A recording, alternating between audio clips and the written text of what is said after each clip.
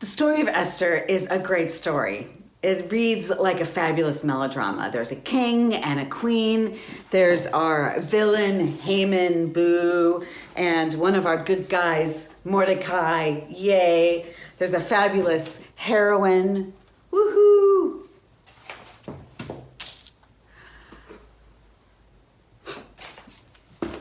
So here we go. I am the king of Persia, and I'm gonna have a great feast for everyone in my city so that I can show off how wealthy I am. Vashti, my queen, come here. I want you to show off how beautiful you are and wear only your crown. No, king, I won't do it. You must do it. I won't do it. You must do it. I won't do it. You're banished.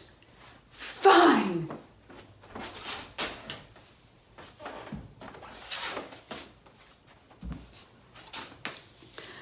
I'm lonely. I know. I'll have a big beauty pageant to see who wants to be my queen. I'll invite all the young women of the kingdom to compete. And my favorite, she can be queen. Hey, Esther, my cousin who doesn't have any parents, I have an idea. You should go be in that beauty pageant with the king and maybe you'll get to be queen. Well, if you think so, cousin. Here I am, king. Wow, you're beautiful. You're my favorite. You'll be my queen. Okay. And Esther got crowned queen. Sometime later. Esther, guess what? I discovered there's a plot to kill the king. Oh my. You must tell him. King, there's a plot to kill you. Wow, thanks, Esther. Sometime later. Haman, I promote you to be my highest official. Great. I demand that everyone in the kingdom bow to me, even you, Mordecai.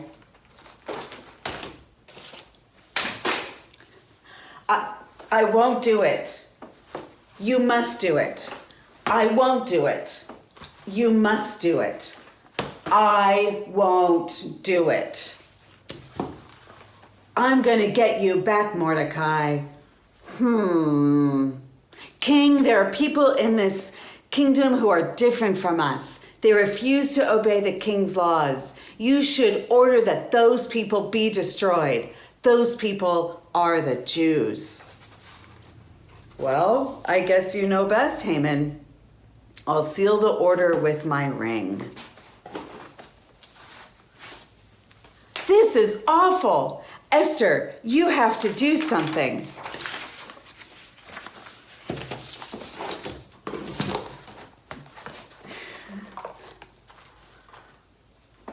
What can I do? You have to ask the king to rescind his order. I can't do that. If I go before the king, I'll get in big trouble. He hasn't asked for me in a month. And if he doesn't call you into his presence and he doesn't want you there, he could have me killed. Esther, if you don't speak up now, all of us will be destroyed and being in the palace isn't going to save you. Maybe it was just for this moment that you became part of the royal family. Okay, you're right, Mordecai. I'll do it. Get everyone to pray for me, and if I die, I die. Oh, king. Yes, Esther, what is it that you want? I'll give you up to half my kingdom. Come to a party I'm throwing and bring Haman. Later at the party. Hey, Esther, great party. Esther, Esther, a great party. What do you want? I'll give you up to half my kingdom. Come to another party tomorrow and bring Haman at the party tomorrow. Hey, Esther, great party. Hey, Esther, great party. What do you want? I'll give you anything, even up to half my kingdom. Save my people. Someone has plotted against us, and we're all going to be destroyed. Who has done this terrible thing? It's Haman who's done this terrible thing. What?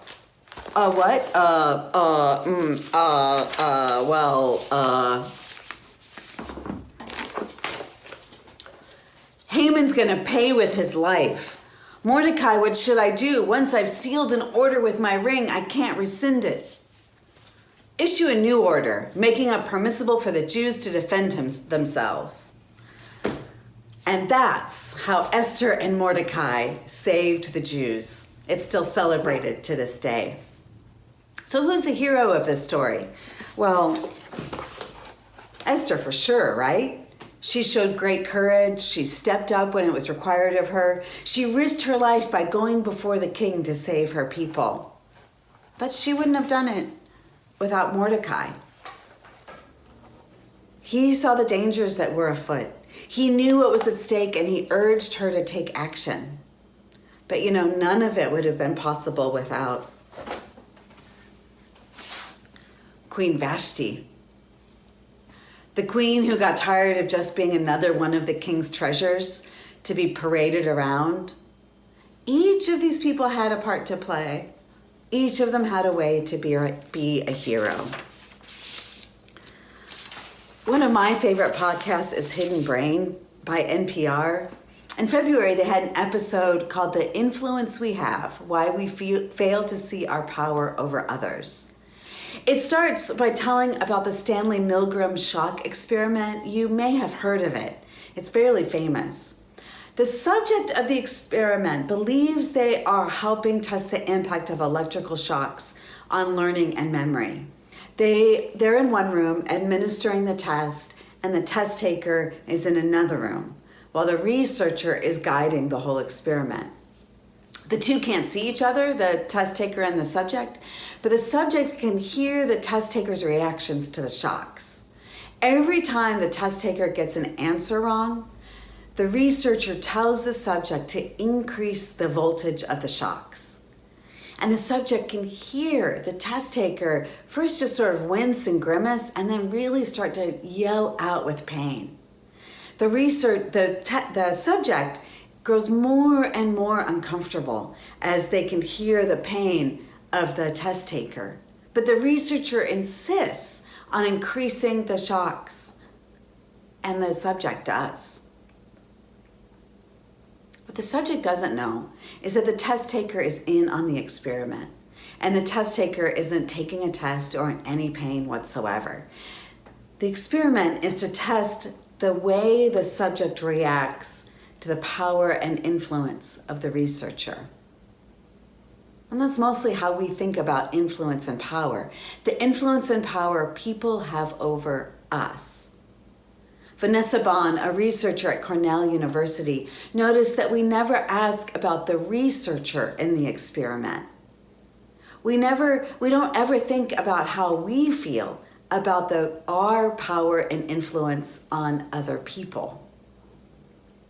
She set out to study people's understanding of their power over others. In one study, she brought in college students and asked them to go out on campus and find 3 people to loan them their cell phones. Once they had a borrowed cell phone, they were to call the lab and say, I'm on a phone, this person's phone, and this is where I am. And after they'd borrowed 3, they could come back to the lab. Well, the college students totally freaked out. They wondered what they should do if no one lent their phone. Vanessa asked them how many people did they think it would take, how many people would they have to ask in order to get 3 phones? They all said 10, 11, maybe even 12. It turned out that they only had to ask for 6 to get 3 phones. And it wasn't just something easy to loan where that was true. It was also with money. Vanessa did the same experiment with folks who are raising money for a not-for-profit. She asked them how many people did they think they'd have to ask in order to reach their goal. They all doubled the number it actually took. Vanessa Bond observed that we have much more power and influence on those around us than we think we do. We miss that because we focus more on the way the world affects us than on how we affect the world. When we are unaware of the power and influence we have, now for sure we can do harm. It's the story of the boss who asks an employee out on a date. The boss feels like the employee has every right to say no, isn't feeling like they're exerting any pressure on this employee to say no. But the employee who's been asked on the date doesn't feel like they have any ability to say no. And suddenly they're in a position of being really uncomfortable at work. So we can do harm when we don't understand our power, but we can also miss out on the opportunity to do great good. That's what's happening to Esther. When Mordecai asks her to go before the king and plead for her community to be spared, Esther can only think about the power that the king has over her. The king has the power of life and death over her. Mordecai insists that she consider more than that she consider that she has the power to influence the king. We have more power than we realize. Mordecai tells Esther, maybe you have become part of the royal family for just this moment. Mordecai was right. If you're looking around your life and you see a place of need, or you see an injustice that needs to be addressed, and you keep thinking to yourself, someone needs to do something, maybe it's your turn to act. Maybe you're Vashti, and you'll get things started, and you may not see the fruit of your labor, but you are the whole reason that makes something possible. Maybe you're Mordecai, and it's your role to nudge someone else who's in a better position to act. Maybe it's writing letters to village board members, being active in local politics. Maybe it's nudging even your pastors. Maybe you're Esther, and you're in exactly the right position. It's the right time for you to take action. Anyone can be a hero. You have more power than you think you do.